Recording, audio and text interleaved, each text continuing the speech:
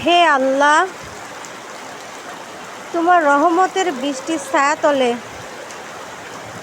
ফিলিস্তিনের গাজাবাসীদের তুমি রক্ষা কর আল্লাহ। আমি যা সহ্য করতে পারছি না। আমি শুনেছি তুমি যখন বৃষ্টি দাও তখন রহমতের বৃষ্টি দাও আল্লাহ। একটা ভিডিওতে দেখলাম বোমা মেরে কি করে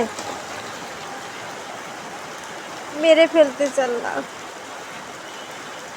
আকাশে উড়ে আবার জমিনে ছিটকায় পড়তেছে। আর একটা ভিডিওতে দেখলাম ছোট একটা বাচ্চার হাত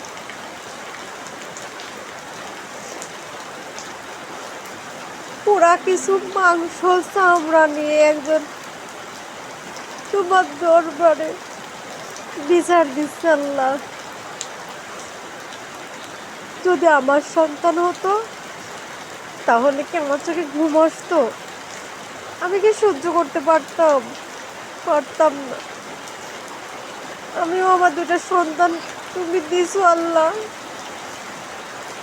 আমি চাই যে ইমাম মেহেদী হাসানের সাথে থেকে ইসলামের জন্য যুদ্ধ করবে। আমি ওই ভিডিও দেখে তোমার রহমতের বৃষ্টিও তুমি দিছো। তোমার দু চোখের পানি আমি ঢেলে দিয়েছি আল্লাহ।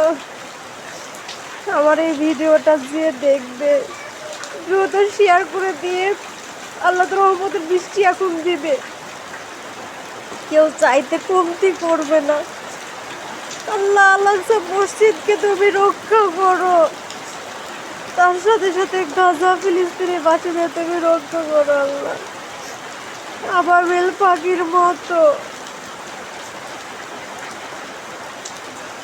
এই বৃষ্টির পানে তাকাচ্ছি আর বুকের ভিতরটাও এসে আমার ভেঙে কান হয়ে যাচ্ছে। সহ্য করতে পারছি এটা। ভিডিও করার অর্থ একটাই, আমার মতো হাজারো মুসলিম যারা ঘরের মধ্যে গুমড়ে কাঁদতেছে, প্রকাশ করতে পারছে না, তারাও যেন আল্লাহর এই রহমতের বৃষ্টিতে আল্লাহর দরবারে গুমড়ে না কেঁদে রহমতের বৃষ্টিতে দিকে পেয়ে আকাশের দিকে তাকিয়ে আল্লাহর দরবারে যেন ফরিয়াদ করে গাজাবাসীদের জন্য। না হলে আমরা ওই আসরে কি জবাব দেব? আল্লাহ যখন বলবে কি করেছিস ফিলিস্তিনিদের জন্য, আমার তো কোনো সামর্থ্য বা অর্থ নেই যে যেটা আমি ফিলিস্তিনি বাসীদের দিয়ে সাহায্য করব। মনের বল শক্তি দিয়ে সন্তানকে বড় করতেছে ইসলামের জন্য আল্লাহ।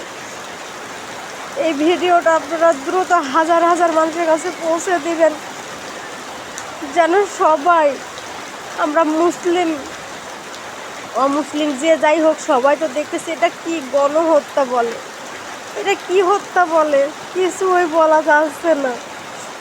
পুরা সীমা পার করে ফেলেছে। তাই বলবো দ্রুত শেয়ার করে দিয়ে সবাই যেন আল্লাহর দরবারে আমরা ফরিয়াদ করি। এটাই আমার মূল লক্ষ্য বা উদ্দেশ্য এই ভিডিও করার। আমি সহ্য করতে পারছি না, আর ভিডিওটা বড় করতে চাচ্ছি না, আর ভালো লাগছে না।